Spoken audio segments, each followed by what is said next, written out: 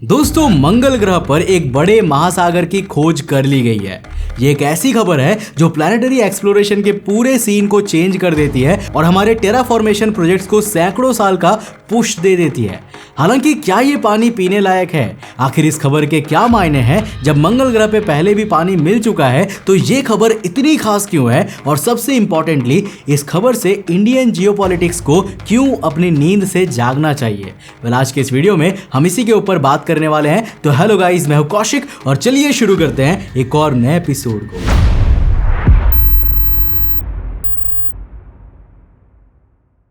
दोस्तों, क्या आपको पता है कि मंगल ग्रह तक 1 किलो सामान पहुंचाने में आज की डेट में करीब $2 लाख लगते हैं, यानी करीब 1.5 करोड़ रुपए प्रति किलो। जो ये बताता है कि मार्स पे सिलेक्टिव चॉइस ऑफ प्रोडक्ट्स को लीस्ट क्वांटिटी में ले जाना कितना क्रूशियल है, क्योंकि हर बढ़ते किलो के साथ मिशन की ट्रांसपोर्टेशन कॉस्ट करोड़ों में बढ़ जाती है, जो मास लेवल पे बिजनेस पॉइंट ऑफ व्यू से सस्टेनेबल नहीं है। स्पेसएक्स लगातार कोशिश कर रहा है इस कॉस्ट को कम से कम करने की, और उन्होंने अपने प्लान्स में प्रपोज भी किया है कि वो मार्स पे यूटिलिटीज पहुंचाने की ट्रांसपोर्टेशन कॉस्ट को $130 पर केजी तक लाने की सोच रहे हैं। बट वो भी अभी प्रपोज ही किया गया है। ये पॉसिबल कब तक होगा या होगा भी कि नहीं, इसका कोई आइडिया नहीं है। ऐसे में फूड से बड़ा इशू किसी भी मार्स मिशन के लिए बन जाता है पानी का, क्योंकि वेट वाइज ना सिर्फ हमें मार्स पे वाटर की ट्रांसपोर्टेशन क्वांटिटी ज्यादा रखनी होगी, क्योंकि ऑब्वियसली इंसान खाने से ज्यादा पानी पीता है। अब बाकी फूड को प्रोड्यूस करने के लिए भी हमें अल्टीमेटली कम या ज्यादा मात्रा में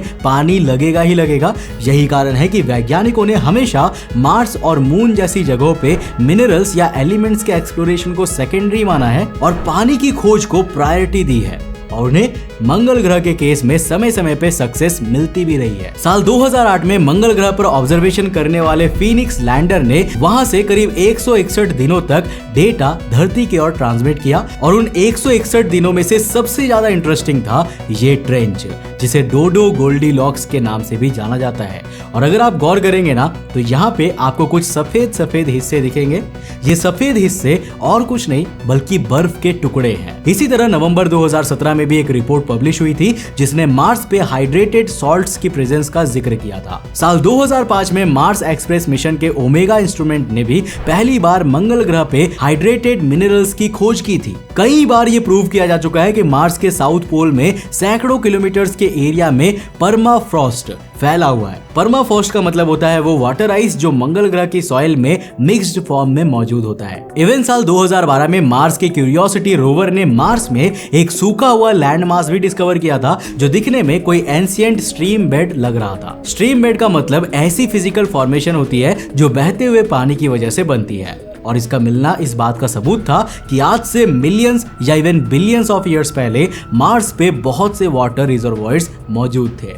हालांकि पानी के इतने सारे सबूत होने के बावजूद भी ये रिजर्वॉयर्स वैज्ञानिकों के किसी भी काम के नहीं है, और इसका सबसे बड़ा रीजन है सब्लिमेशन। अब याद है, अभी कुछ देर पहले हमने आपको एक इमेज दिखाई थी उस ट्रेंच की जिसमें फ्रोजन आइस जमी हुई है। वो एक बहुत ही सिग्निफिकेंट इमेज है, क्योंकि रिपोर्टेडली वो जो हिस्सा आपको थोड़ा दबा हुआ दिख रहा है ना, उसमें से मेजर पार्ट पहले आइस कैप से ढका हुआ था, लेकिन केवल 4 दिन में वो आइस कैप्स इतने एनवायरमेंटल एक्सपोजर की वजह से सब्लिमेट हो गया।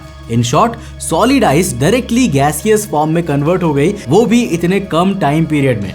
और दोस्तों, ये एक बहुत ही बड़ी प्रॉब्लम है। इतना फास्ट सब्लिमेशन इस चीज की ओर इशारा करता है कि नो मैटर वहां पर सरफेस में कितनी ही आइस कैप्स क्यों ना पड़ी हो, वो एटमॉस्फेयर के एक्सपोजर में होने की वजह से सूनर और लेटर सब्लिमेट ही हो जाएंगे। और जब तक हमारी कॉलोनाइज करने की बारी आएगी ना, तब तक क्या पता सफिशिएंट अमाउंट में इतने आइस कैप्स ही ना बचे कि किसी सिविलाइजेशन को शुरू भी किया जा सके। इन शॉर्ट कहूं तो वैज्ञानिकों के पास वाटर प्रॉब्लम सॉल्व करने के केवल 2 ही रास्ते बचे थे। पहला तो ये कि वो जल्द से जल्द मार्स पे जाए, पोलर कैप्स के ऊपर कवरिंग करे, या कोई भी ऐसी मार्शियन इंफ्रा क्रिएट करे जिससे कि वो आइस कैप्स सब्लिमेट ना हो सके। और दूसरा जो पूरी तरह से भगवान भरोसे था, वो ये कि हमें एक बड़ा सा वाटर रिजर्वॉयर मार्स के अंडरग्राउंड लेवल्स पे मिल जाए, जिसके चांसेस कम थे, क्योंकि आज से कई साल पहले वैज्ञानिकों ने 2 ऑर्बिटिंग रडार्स मार्सिस और शरद का इस्तेमाल करके पूरी मार्शियन सरफेस और उसकी कुछ डेप्थ की मैपिंग की थी, ये जानने के लिए कि क्या वहां वहाँ पे वाटर रिजर्वॉयर्स है या इवन ऐसी कंडीशंस भी है जो इस तरह की सिचुएशंस को फेवर कर रही हो। अब उन दोनों ऑर्बिटिंग रडार्स ने करीब 300 मीटर की गहराई तक मार्शियन सरफेस को प्लॉट किया था और दोस्तों उन्हें कोई भी एक्वीफायर नहीं मिला था।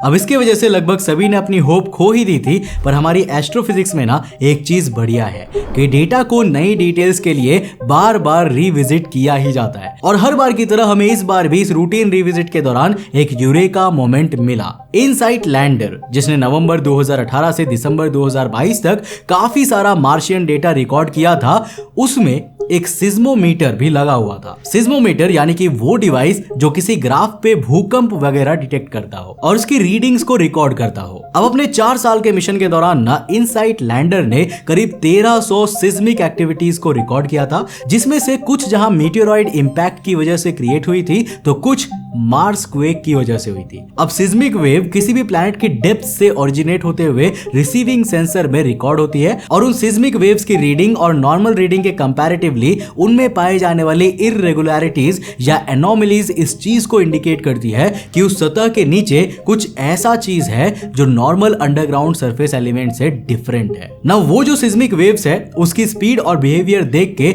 इस चीज को इजीली आइडेंटिफाई किया जा सकता है कि आखिर वो कौन से मटेरियल्स के थ्रू पास हो रही है। अब वैज्ञानिकों ने क्या किया ना कि उन सिस्मिक वेव्स के डेटा को कलेक्ट किया और उस जियोफिजिकल मॉडल को लिया जो ये आइडेंटिफाई करने में इस्तेमाल किया जाता है कि सतह के नीचे कोई एक्वीफायर या ऑयल फील्ड तो नहीं है, और उस मॉडल में इन सिस्मिक वेव के डेटा को डाल के एनालाइज किया गया टू फिगर आउट कि क्या मार्शियन अंडरग्राउंड में कोई वाटर एक्वीफायर या ऐसा कुछ सिमिलर मौजूद है। उस मॉडल ने सजेस्ट किया कि मंगल ग्रह के सतह के बहुत नीचे फ्रैक्चर्ड इंजीनियस रॉक्स की एक लेयर है, मोस्ट प्रोबेबली ग्रेनाइट की एक लेयर है जिसमें कुछ बड़ी बड़ी दरारें बनी हुई है और उन दरारों में ढेर सारा पानी भरा हुआ है। अब आखिर ये पानी नीचे पहुंचा कैसे? तो इसका जवाब है ठीक पृथ्वी की तरह, जिस तरह आज धरती पे जो अंडरग्राउंड वाटर मौजूद है ना वो ऊपरी सतह से नीचे की तरफ चला जाता है, उसी तरह मार्स की सतह पे भी जो आज से बिलियंस ऑफ ईयर्स पहले ढेर सारा ओशियंस मौजूद था, जिनके रिवर बेड्स के एविडेंसेस अभी कुछ देर पहले हमने आपको दिखाया, ये पानी भी उसी समय एक एक करके सतह के नीचे जाता रहा होगा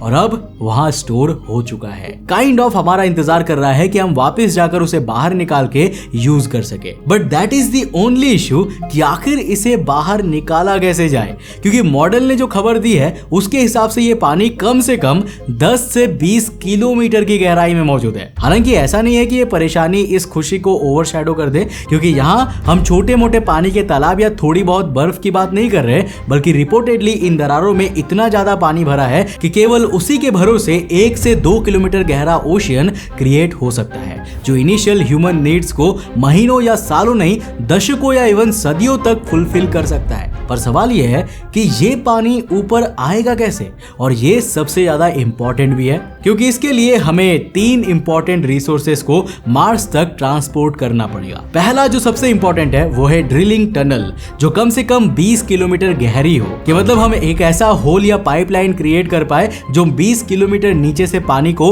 ऊपर आने का रास्ता दे।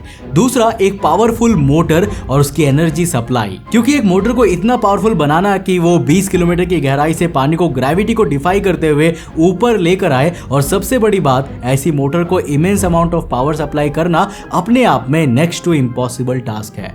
एंड लास्टली, एक प्रोटेक्टिव इंफ्रा, क्योंकि अगर हमने वापस से इस पानी को ओपन में रेडिएशन और हार्श एनवायरनमेंट के एक्सपोजर में रख दिया ना, तो या तो ये ड्रिंकेबल नहीं रहेगा या सॉलिड आइस की तरह इवेपोरेट हो जाएगा, और दोस्तों इसी के साथ हमारी सारी मेहनत बर्बाद हो जाएगी। इस समय हमें इन 3 इक्विपमेंट्स की बहुत ज्यादा जरूरत है और इसीलिए भारत की स्पेस इंडस्ट्री को एक्टिव होना पड़ेगा। भारत को आज की डेट में मिशंस एग्जीक्यूट करने के साथ साथ ऐसे मिशंस में कोलैबोरेट करने को लेकर भी काम करना पड़ेगा, क्योंकि ये इंडस्ट्री अभी बहुत अर्ली स्टेज पे है और अगर इसे हमने अभी कैपिटलाइज नहीं किया ना तो शायद हम हमेशा के लिए पीछे रह जाएंगे। लेकिन अगर इसी up to date space infra के डेवलपमेंट में भारतीय रिसोर्सेज को भी यूज किया जाए और कोलैबोरेशंस में हमारा भी नाम आए, तो हम स्पेस रेस में ना सिर्फ कैपिटलाइज करते हुए पार्ट ले सकते हैं बल्कि आगे डोमिनेट भी कर सकते हैं। अभी की टेक्नोलॉजी के हिसाब से तो ये ओशन हार्डली एक्सेसिबल लगता है, क्योंकि इस लेवल का इंफ्रा भी पता नहीं अगले 10 से 20 सालों तक बनाने के हम लोग कैपेबल हो पाएंगे या नहीं। हालांकि दोस्तों, आपके हिसाब से हमारा भारत ऐसी सिचुएशन में अपना वर्चस्व कैसे कायम कर सकता है, हमें नीचे कमेंट सेक्शन में लिखकर जरूर बताना। दोस्तों, अगर आपको वीडियो पसंद आई और कुछ नया सीखने को मिला तो इस वीडियो को लाइक कर देना और अपने दोस्तों के साथ जरूर शेयर करना। अगर आप नए हो चैनल पे तो इस चैनल को सब्सक्राइब करने के साथ साथ नोटिफिकेशन बेल ऑन कर देना। और दोस्तों, अगर आपको ये वीडियो पसंद आया ना तो मैं आपको रेकमेंड करूंगा कि आप अगली वीडियो इसे जाकर जरूर देखना, जिसमें हमने बात किया है कि आखिर कैसे मल्टीवर्स हमारे ही यूनिवर्स के अंदर मौजूद होता है, आखिर कैसे हमारे यूनिवर्स के एक फिनोमेना की वजह से मल्टीवर्सेस लगातार हमारे यूनिवर्स के अंदर ही क्रिएट हो रहे हैं, लेकिन हम उसे देखने के केपेबल बिल्कुल नहीं है। यहाँ पर टैप करके देखो, बहुत ही इंटरेस्टिंग वीडियो है। मैं मिलता हूं आपको नेक्स्ट एपिसोड के साथ, तब तक के लिए बाय, जय हिंद।